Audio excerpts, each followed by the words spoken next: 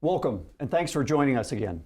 I'm Rich Brady, CEO at the American Society of Military Comptrollers, which is celebrating its 75th anniversary of support to the defense financial management community in 2023, and your host on The Business of Defense, sponsored by ASMC on Federal News Network. My guest today is John Saad, partner and segment leader for defense and security at Guidehouse.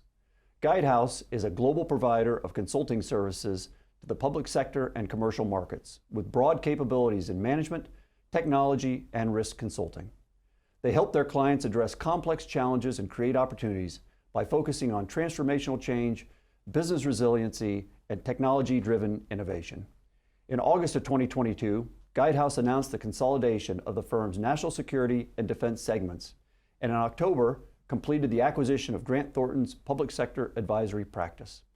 Coming off a very busy 2022, we are anxious to hear what Guidehouse has in store for 2023. John, welcome to the show. Thanks, Rich. So great having you here today. Thank you for joining us, and thank you for the support to the American Society of Military Comptrollers. We really appreciate it. Guidehouse was established in 2018, but we understand the roots of Guidehouse go back a little bit further than that. Can you talk a little bit about the origin of Guidehouse and what led to where they are today? Absolutely. So Guidehouse is a carve-out from PwC. It was the public sector practice that was really founded around 2004, 2005. As you recall, in this industry, there's lots of turnover, and at that point in time, PwC sold its government consulting business to IBM. A few years later, PwC decided to re-enter that space, and that became the kernel for what today is Guidehouse. So over that 13 to 15-year period, we organically grew from no revenue to having a base of about $400 or $500 million. And private equity came and carved that out. So the foundation of what was founded in 2018, Guidehouse, was from PwC Public Sector Advisory. And what was that inflection point then in 2018 that resulted in the change of the name? Was it change in ownership, change in structure? Yeah, it was all of the above. So Okay. It was a change in ownership. Private equity from Veritas Capital purchased that unit out from PricewaterhouseCoopers and put a standalone company together, renamed it as Guidehouse. The rationale for the transaction was that we needed to further invest in our government consulting business. And in a global accounting and tax firm, it was getting difficult to make that a priority. So private equity saw an opportunity, the firm PwC saw an opportunity to sort of have a mutual benefit from that process, and it took it private and became its own standalone entity. And then, so did it always start mostly in the federal space and then grew a commercial side, or did those two grow together almost simultaneously? Yeah, so as part of the investment thesis in the carve-out was to create a new management consulting business that was focused on commercial and public sector. We saw a lot of synergy between going to market by industry. So part of our plan was to start with this public sector business and then add commercial adjacencies and capabilities. So shortly thereafter, Guidehouse started on a process of acquisitions and looked at Navigant, a management technology consulting firm that was publicly listed. It was purchased and delisted, and they brought to us deep commercial capability in the industry segments that we are represented in today, which is defense and security, energy sustainability and infrastructure, financial services, and healthcare. So it was great complementary commercial capability to our public sector capability. So you talked a little bit about kind of where you started out, revenues, in the beginning. Where are you today? I mean, that growth, what has it led to today? What's the size of the firm today? Yeah, we're really proud. Guidehouse is an over $3 billion business today in terms of revenue, and we're about, I'd say, 60% focused on public sector, 40% on commercial if you looked at how our revenue composition is, and largely driven by our M&A activity over the last few years. You mentioned at the outset the Grant Thornton. That was our most recent transaction, their public sector practice. In the middle of the Navigant and Grant Thornton deals, we did a transaction with a company in the DC area called Devel Technologies, and they brought a digital capability to us. So each of the acquisitions has brought new capabilities as part of our investment thesis, but also have somewhat changed the scale between commercial and public sector depending on their backlog and their business, but all part of our plan to be relatively equally weighted in commercial and public sector. Yeah, I definitely want to get into your growth strategy, and it sounds like it's really a kind of a growth through acquisition. There's, I assume, some organic growth as well. But back to the acquisition of Grant Thornton and the restructuring of the national security defense segments. Can you talk a little bit about that? They happened almost back to back in 2022. You know, what did that provide to the firm? What value did that add to the firm and ultimately to your clients? Yeah, significant value. I think, first of all, we had looked at our defense and national security business over the last few years and looking for the right opportunity to leverage the synergies between the two. And while they were both growing, I think we saw an opportune time to put those businesses together. It's relatively consistent with some of our competition in the market, but also we were starting to see the way that we work together internally. It became more and more of a natural thing. So August seemed to be the right time to put that in place, and I oversaw the combination of those two business units. And then that was on the heels of the Grant Thornton acquisition, which they operated very similar to how we operate now in a defense and security construct. So having a platform for them to come in that was familiar and also provide that kind of synergy was what we were looking for and what sort of drove the time frame. You know, with any acquisition, obviously you've got to integrate systems, policy, people. One of the most difficult areas is the cultures. Can you talk a little bit about integrating the Grant Thornton culture into Guidehouse culture, bringing those together, or other acquisitions you've done? How have you managed that? Yeah, I think one of the things that our team has done extremely well in terms of seeking out M&A opportunities is to start with that cultural fit. Are they culturally accretive? Are these individuals that are looking for the same type of platform that we have here at Guidehouse? How hard is the sell going to be, if you will, to bring them onto the platform? And what is the long-term benefit going to look like? I mean, certainly synergies on paper are different than synergies in practice, and we want to make sure that we have like-minded individuals that can go to market and bring the best to bear of both organizations. So with Grant Thornton, a lot of diligence was done on the cultural piece. Now, routinely over the last several years, we have worked, with them as teaming partners. We have competed against them. We know a lot of the folks that we currently work with today, and so we had a good sense of that. But the diligence process confirmed that. So I think that sets the foundation for knowing, where we're starting from and where we have to go to make a successful integration. I'd say that culturally, we have a lot of similarities. So there was a great, easy fit. I mean, they're driven by teamwork and collaboration, as are we. Right. And so there were lots of things that, starting with that platform, we're able to really infuse the talent really rapidly across the organization. So you've got a number of federal clients and a number of defense clients. When you're meeting one of them initially, what's your initial pitch? How do you sell Guidehouse to them if you've got a short amount of time? How do you describe the value of Guidehouse to them? Yeah, I think, look, we're a purpose-built management and technology consultancy. We focus sort of on three aspects of the client's needs, from their design, our advisory business, to their build, our digital business, and to the extent that they need it, to our operate, our managed services business. I think one of the things that we do differently than others is we come to market fully integrated by industry. So our healthcare teams are focused on supporting our clients both in the commercial healthcare side as well in the public sector side. And you can go through each of our verticals and see that. We're able to take advantage of our scale and bring that know-how both back and forth between commercial and public sector, which is something that a lot of our firms in the market say they can do, but are unable to take advantage of that complementary capability and take advantage of that scale. I think us delivering it is what differentiates us in those cases. So with that comes more impactful, differentiated solutions and a focus on people that want to be in the industries that they're supporting versus being just part of a firm. And I think that's a huge differentiation. And if I could just say one more thing to that is, if you come to Guidehouse to work in defense and security, is first and foremost, you love the mission of defense and security, and secondary, you want to be at Guidehouse and work in management consulting. In other cases, we've seen individuals join for the brand, not for the mission. So we start with mission first. Great. No, that's fantastic. You talked again about your overall growth strategy, some of the mergers and acquisition that you have completed. Can you talk a little bit about more about that growth strategy? The overall strategy of Guidehouse, where you're going now that you've completed the acquisition of Grant Thornton, you've done the reorganization. What's next? Yeah, so I think when I think about our growth strategy, and you mentioned it earlier, it's a combination of organic and inorganic growth. In fact, in defense and security, it's largely been inorganic, and we've had industry-leading growth over the last 4.5 years, considering that we're a new company. Part of that, though, is being able to harness our collaborative capabilities. So I talked about when we were separated by defense and national security, we were still collaborating. We're collaborating across the entire entity. This combination makes it more seamless. When I think about M&A from a growth perspective, we'll continue to fill in where we have needs. We have a nascent capability in digital in the defense and national security space, but there's tremendous upside in that area. We have tremendous advisory capabilities, but now we've got to continue to go deeper into the mission sets, moving from the mission support functions of our clients. So we'll be looking at targets that can provide us different capabilities as more of a niche sort of piece as opposed to the overlaying strategy that we're looking for. I tend to see that transformational ideas emanate from the commercial side, eventually make it into the public sector.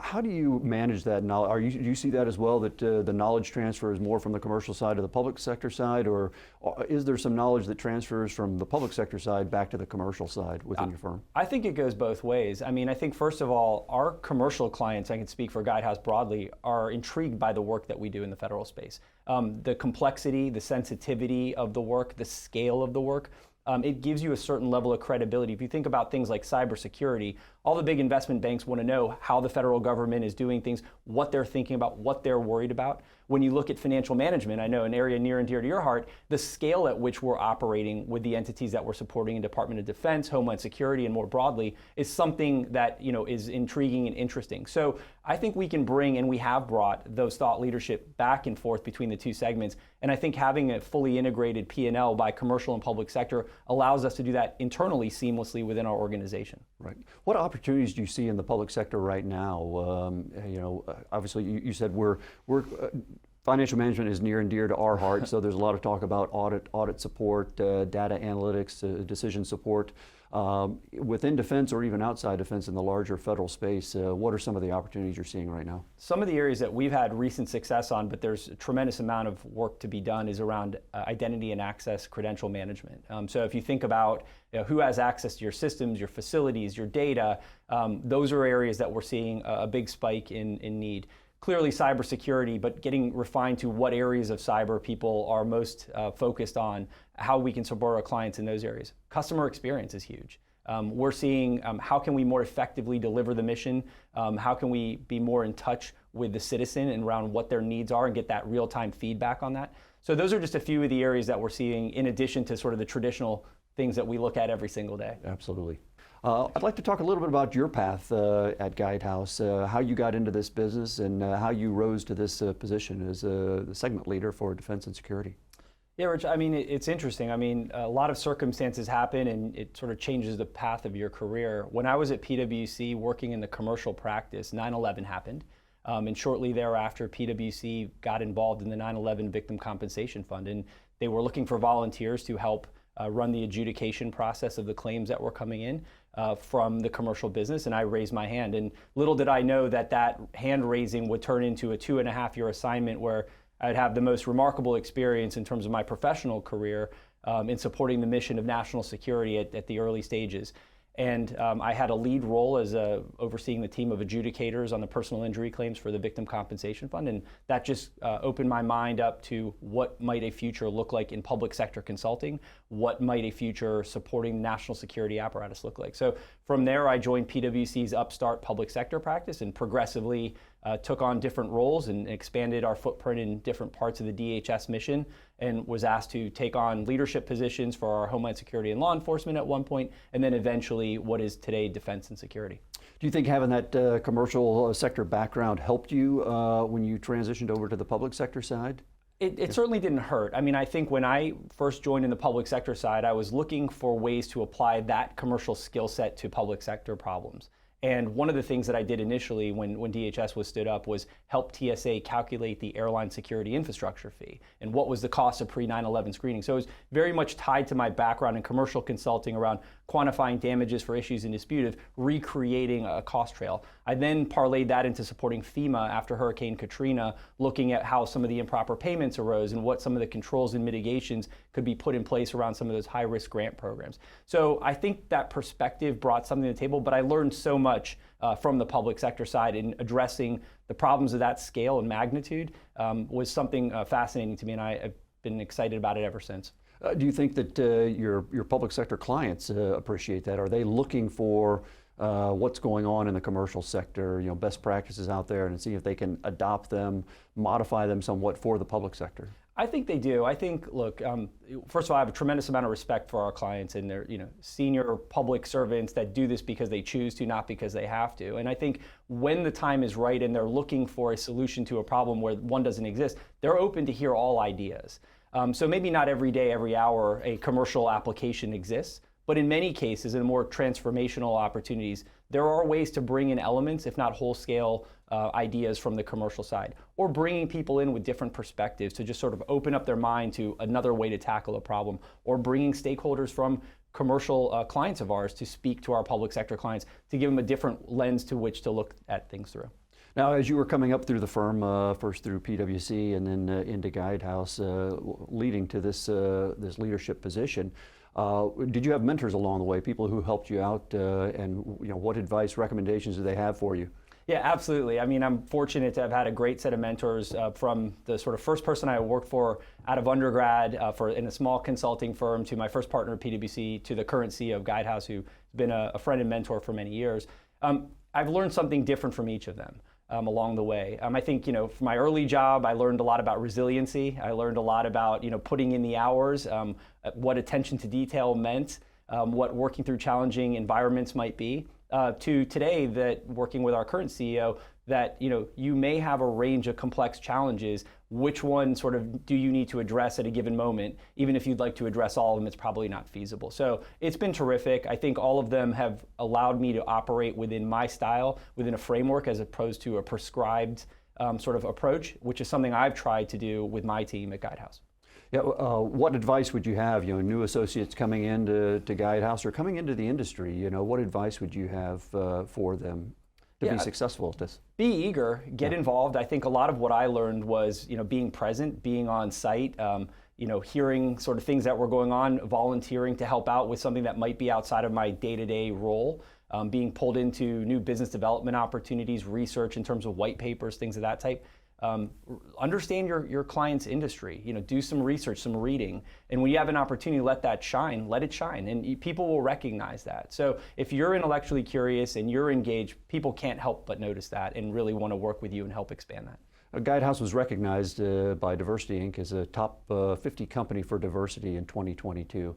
Can you talk a little bit about that, the importance of diversity and your background, again, getting back to that culture that you're trying to establish within Guidehouse and the importance of diversity within the firm? Yeah, it's critical. I mean, there have been numerous studies written on how a diverse organization leads to outsized performance and results. And so we've got to put in the groundwork, the framework to allow that to happen, and then allow that to generate the outcomes and the results we want, whether that's unique and impactful solutions for our clients, outsized business returns, great careers for individuals. It all starts with who do you have on the team, and are you creating an environment where they can thrive and learn? And I think we've done a great job of that, and diversity begets diversity. So once you start to build a foundation, you start to attract talent from different places that you might not have thought that are attracted to your platform, and then he or she brings their own perspective to the table and allows us to continue to expand. So it's been a great journey, but it is a journey. You're never done. And you've got to continually look for talent. I spend a significant amount of my time